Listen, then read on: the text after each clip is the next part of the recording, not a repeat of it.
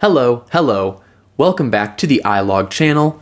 My name is Casey, and thank you so much for joining me for today's video, where I want to talk about music streaming services and why I don't think you should use them. Now, for this video, I'm going to more specifically be talking about Spotify, but the things that I'm saying could generally apply to any streaming service with maybe some changes in the exact specific numbers that are, going on behind the scenes. I believe that music streaming has managed to single-handedly destroy the experience of both consuming music and releasing music. Let me explain. First, I'll start with the act of consuming music. Now, up until about the late 90s or early 2000s, there were really only a handful of ways you could consume recorded music. You could go to a record store and buy the record or the CD or the cassette or even 8-track or whatever physical format was hip at the time of whatever music you wanted, and then you could just play that whenever you wanted. Alternatively, music could be shared between people. Maybe you and your friend have a CD each that the other one wants, so you could swap CDs for a little bit. Or music could just be lended. It didn't even have to be a permanent swap. You could just let someone borrow your record for the weekend, and that's how that person would hear that record. They wouldn't even have to pay for it. And of course, probably one of the most popular ways people would hear new music was radio. Just turn on the radio, go to your favorite station, and listen to whatever was playing. You had no say over what was playing, and you had to occasionally listen to advertisements or just speaking of the DJ in between songs, but it was a good and pretty accessible way of listening to recorded music. But then, in the late 90s and early 2000s, the concept of just sharing a record with your friend got completely blown up by the popularization of the internet. By this point, the CD had become one of the most popular ways to consume music, and CDs could be easily put into a computer and ripped to obtain MP3 files of the music. These MP3 files could then be shared completely for free among different users of the internet. So now, instead of having to buy a record, you could just look for it on any of the various file-sharing platforms that existed at the time. This, of course, contributed to a slight decrease in record sales. However, it was at least a relatively good experience for the consumer. You didn't have to deal with any advertisements. You might have to risk getting like a piece of malware or a song not being what it says it was labeled as, but, it was generally pretty safe. And of course, when you downloaded these files, you actually owned them. Even if the person who originally shared the files took those down off of the file sharing platform, you still had your copies that you could then share with whoever you wanted. Even avoiding file sharing platforms, you could stick the files on a flash drive and give them to your friends or send them via email. Though I suppose a CDR would have been more likely to be used than a flash drive back in the late 90s, early 2000s.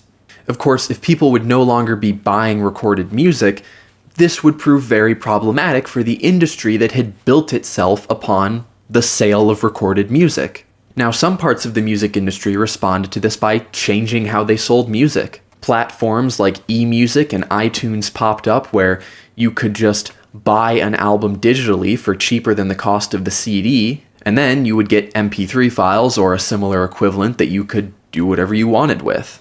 Of course, other parts of the music industry still saw issue with this. These files that you would download could still be shared infinitely with anyone, including people who hadn't paid for the music. And so, the search was on for a way to monetize file sharing. Eventually, one contender came up, and this was Spotify. The concept was pretty simple. Rather than downloading files directly, you would stream the music over the internet.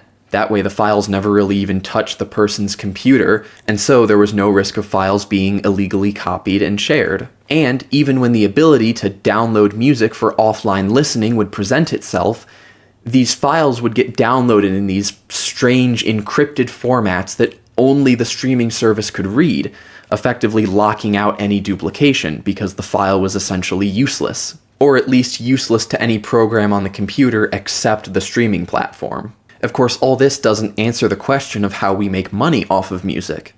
And so, to solve the issue of monetization, money would be sent to whoever owned the music after each stream. Similarly to how music had to be licensed to be played on the radio, you'd have to pay money towards the label every time you played a song on the radio.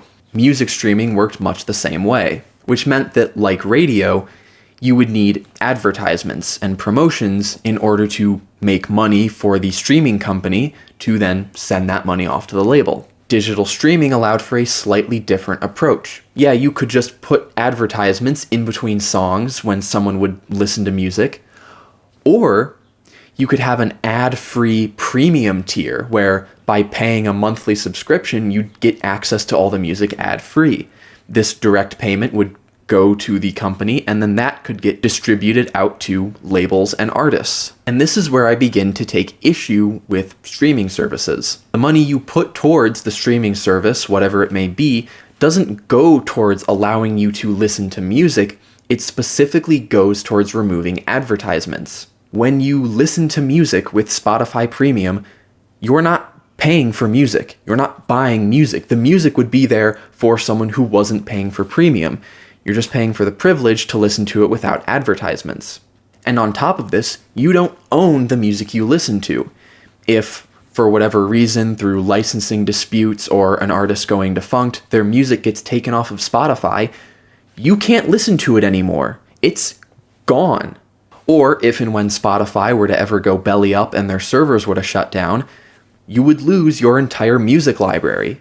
Because through Spotify, Apple Music, Tidal, whatever other streaming services exist, the music library that you create doesn't exist. You don't own it. You don't get any of that music. If anything happens to the host service, it's gone.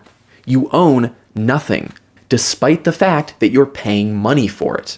And not only are you paying money for it, but you're paying an increasing amount of money. Just recently, Spotify increased their premium tier price from $10.99 to $11.99 a month, meaning over the course of a year, let me just do some quick math here, you're paying $143.88, and that's without sales tax, every year for the privilege of listening to music without ads. But there are other ways of listening to music on a personal device that don't involve advertisements. Digital files, for instance, like MP3s, WAVs, FLAC files, AIFF files, M4A. Apple has weird formats for literally no reason.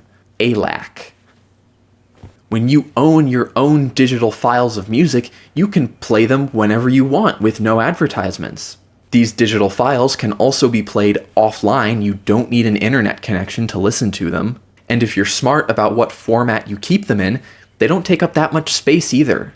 320 kilobit MP3s sound great, and they don't take up that much space. Now, obviously, the problem with paying for music directly and getting files is that means you have to, pay for music.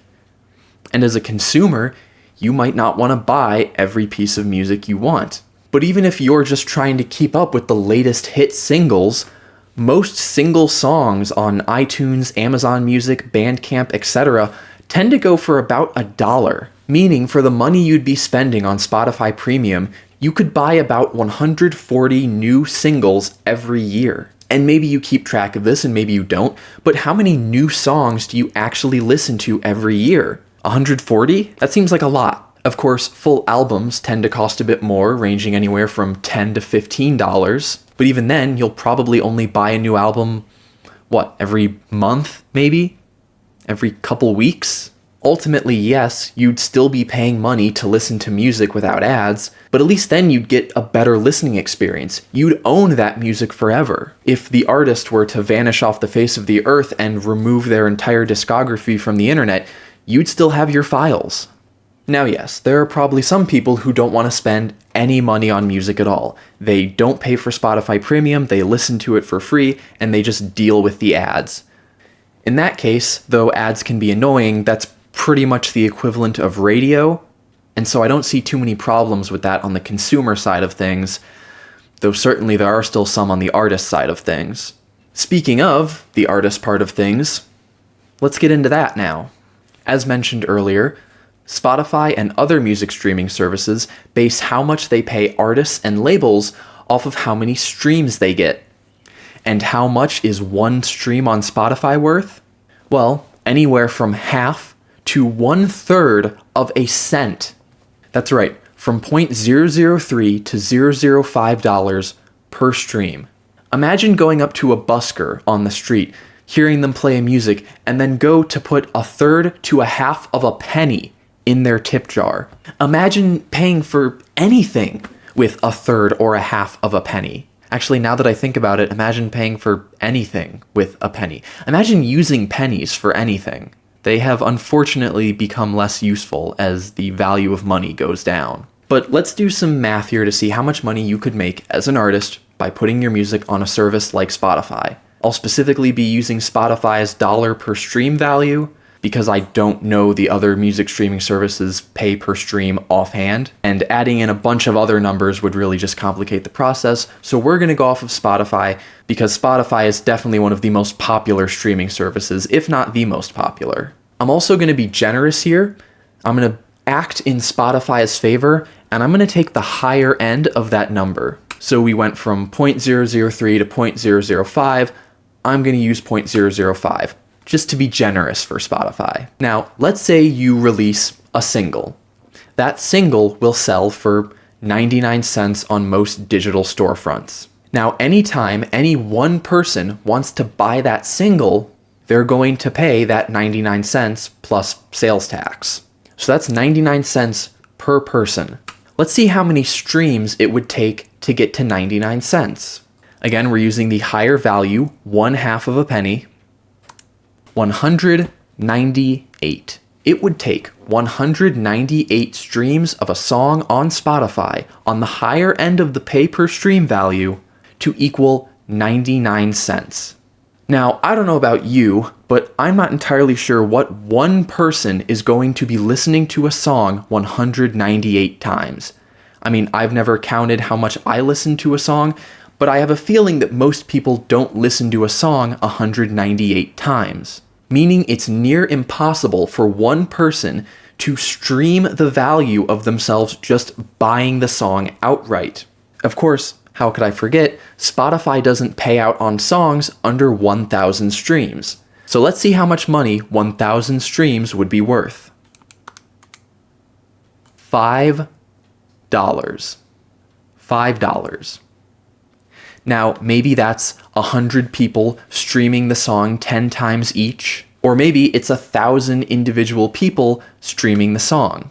Well, if 1,000 people individually bought your single for 99 cents, you'd make a total of $990. And if we're just going off of 100 people streaming the song 10 times to get to 1,000 streams, that would still be $99 if those people individually bought the single. Now again, we'll act in Spotify's favor and say it's 100 people listening and not 1,000, meaning you would only make $99 off of 100 sales of one single. Let's see how many streams you would need in order to equal $99. 19,800 streams.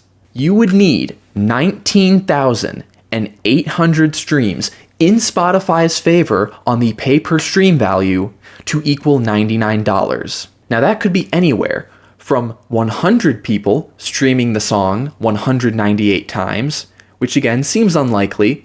I don't know how many people would be listening to a song that many times. 10 people streaming the song 1,980 times, which seems even more unlikely. Or 1,000 people streaming the song 19.8 times. We'll round up there and just say 20.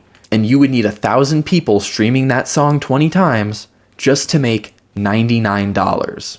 And we already established earlier that if those same 1,000 people were to just go buy your single once, you'd make $990. So you see my problem here, right? Music streaming isn't just bad for the consumers because you don't get to own the music you listen to. It's bad for artists because they aren't being paid fairly for the music they make. Now yes, other music streaming services do have different pay-per-stream values. I don't know these offhand, but I can't imagine that they're any more fair to what artists should actually be getting paid for their work. And so that's why I'm telling you should stop using music streaming. It'll be better for you because you actually get to own the music you want and keep it forever.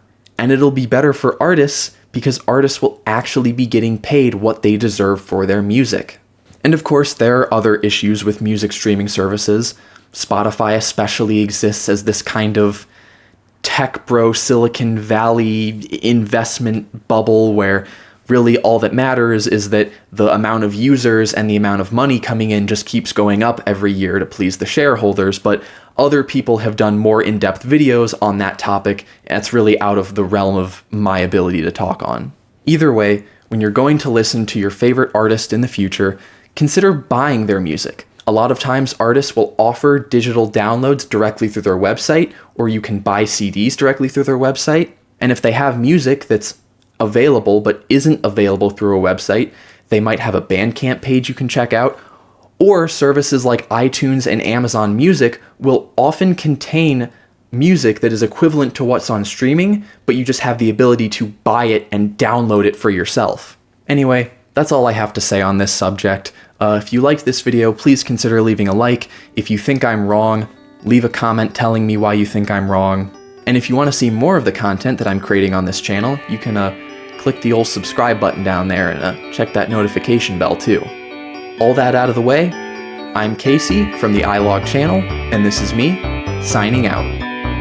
Bye now.